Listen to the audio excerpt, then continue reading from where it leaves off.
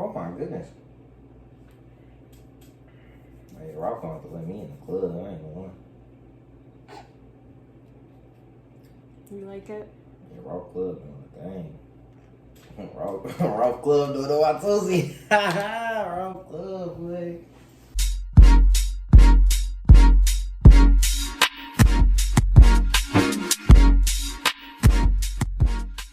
Hey guys, welcome back to my channel. Today is going to be another episode of Hot or Not, where I will be telling the streets if it's worth your money or if you should save your coins.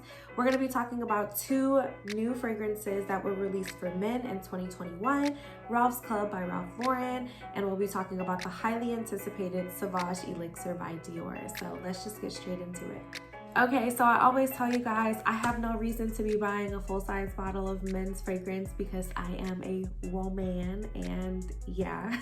But men really seem to like my opinion or are interested to know what women think about certain fragrances, and I love cologne just as much, if not more, than perfume. So I love doing these reviews. So here I have a sample of Ralph's Club. I even went as far to get the little Ralph Lauren card to spray it on.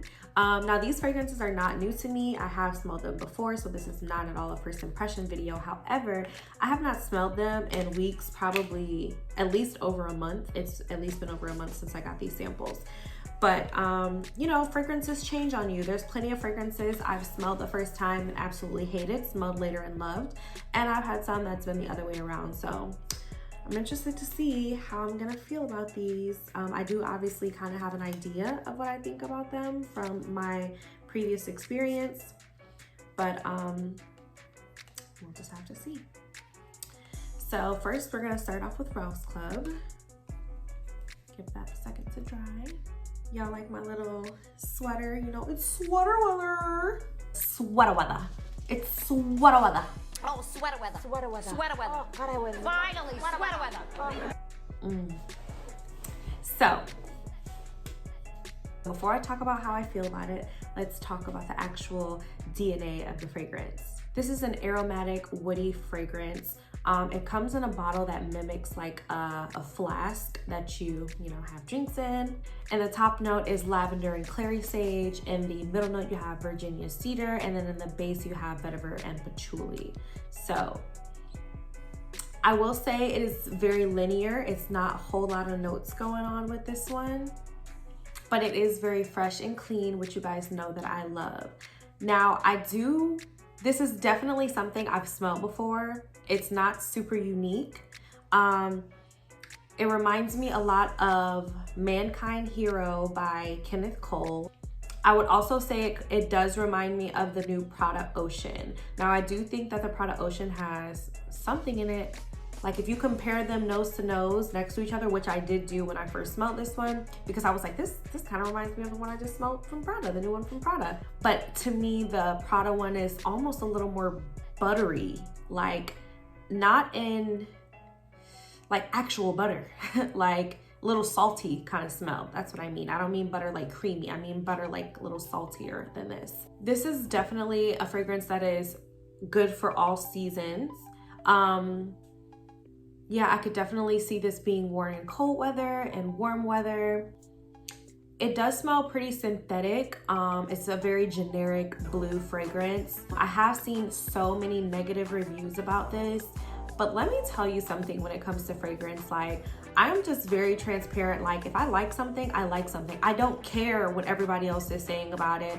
I don't care how many other people wear it or buy it. Like, there's nothing you can tell me about Sauvage. People are always like, everybody wears Sauvage. Sauvage is overrated. Yada, yada, yada. It doesn't matter. It smells good to me and to a lot of women. So who cares? And fragrance smells different on everyone. I say that to say, everyone kept saying like, this fragrance is so cliche, it's so generic, like I just said, and it just smells like everything else. Yes, but it smells good nonetheless. So are we talking about the fact that how it actually smells if you are not so busy comparing it to everything else? Or are we just talking about it in terms of uniqueness? Now, in terms of uniqueness, no, this is not super unique. I have smelled something similar to this before. Get over it. You know what I mean? It's a designer level perfume. You do have to give Ralph Lauren some sort of credit because this is very different compared to the other fragrances he had, like the Polo Blue, Polo Black, and the red one, and they were all just so old school. Like, they really did need to modernize their fragrances. So I do think that this was a very good direction for him to go in, period. Like, that's just how I feel about it. Like, I think people just get too touchy about fragrances these days. You know, like what you like. This is a nice fragrance. Would I buy it for my love interest, my boyfriend, anything like that? No, because it's not something super unique. You know, I try to get people really, really different smelling things. And especially because my man is always gonna have like the best of the best. I'm gonna make sure that his collection is on fleek. Probably shouldn't say that in connection to anything about a man. They probably don't like to hear that, but you get what I'm saying. I would buy this for an uncle who doesn't have a lot of fragrances and doesn't care to have 10 million fragrances and just wants something nice that he can wear with a lot of different things in every season. This is not offensive. You can wear it to the office, you can wear it to church, you can wear it to date night. It can go any way. So for someone who's not super into fragrances, who just wants something nice, I totally recommend. I would give this probably like a 9 out of 10. I genuinely enjoy the fragrance. I don't care about the fact that there's other things that smell like it.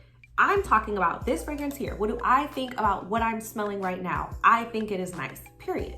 So yeah, it's very fresh and clean. So what if it's linear? So what if it's not super unique? It's a nice fragrance. It's a good, safe fragrance, okay? Now for all of my niche lovers and my frag heads, don't go buy it. You're gonna be upset. I'm just letting you know right now. But to anyone who's just looking for a nice all-around fragrance to just add to their collection or to start their collection or to use in substitution of having a big collection, pick up some Ralph's Club, okay? I let my nephew smell it earlier. I don't know, I might include his reaction in the video, maybe at the end or the beginning, I don't know. But if you do see it, or you don't, I'm letting you know my nephew loved it and he actually asked me to buy it for him, so. That's some good crap. That is an exceptional fragrance. I'm not going to lie. I heard it from my nephew. Now, despite it being, you know, cliche or whatever people want to say about it, it really does have good longevity and projection. I do think that the bottle is a bit deceiving because it's got like this dark, seductive looking bottle and like the advertisement has all these men in suits and stuff. I just don't really get that vibe. I feel like based on what I'm smelling from this, I could see it having a bottle like the YSL Eau Fresh, the light blue bottle, or even the EDT, like, you know, that light blue kind of clear looking bottle. I feel like that presentation would be more fitting for the type of smell that this is. Like I said, it's all seasons, all settings. It's just like a really nice one to throw on and smell good. Is it unique? No. Does it smell good? Yes. I would give it a 9 out of 10. We're moving on. Okay, so next we have Sauvage Elixir. Okay, I have my little blotter card.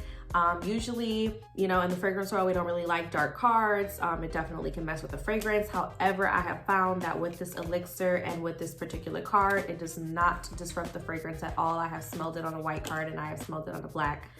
It is just as good, okay? This is an incredibly sexy fragrance. Incredibly sexy. So while this is dry, let's talk about the DNA. In the top notes, we have cinnamon, nutmeg, cardamom, grapefruit. Middle note, you have lavender.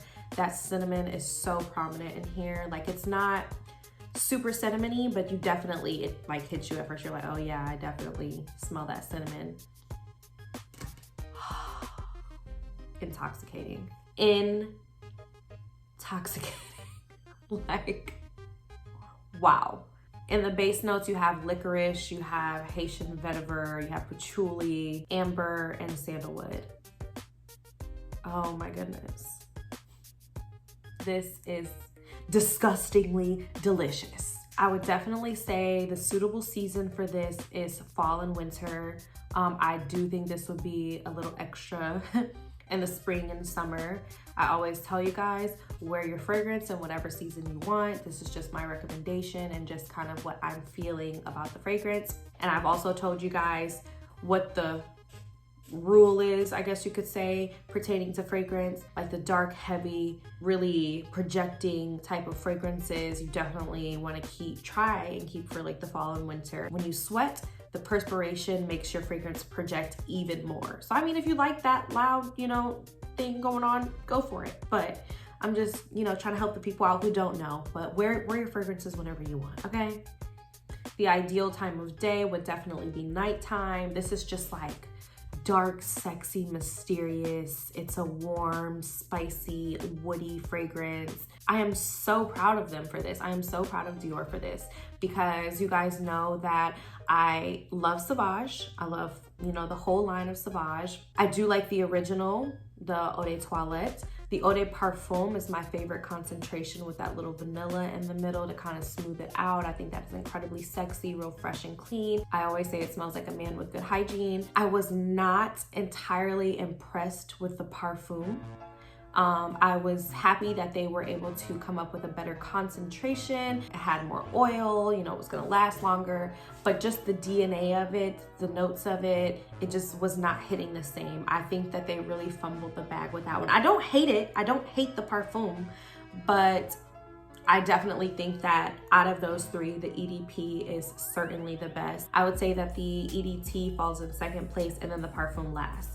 But this, they came back to the original and took the EDT and made it better with the EDP, and took the EDP and made it better with the Elixir. Just skip right over the Parfum. I don't really recommend it. That's just not my cup of tea. If you like it, you like it. I personally don't care for it. I think that was not a good decision for Dior. But this Elixir, they have definitely redeemed themselves, okay? This one is actually 50% more concentrated than the Parfum. So the Parfum has more oil than the EDP. The EDP has more oil than the EDT. So this one is beast mode. It is amazing projection. It is amazing longevity. I've had about 3 samples of these.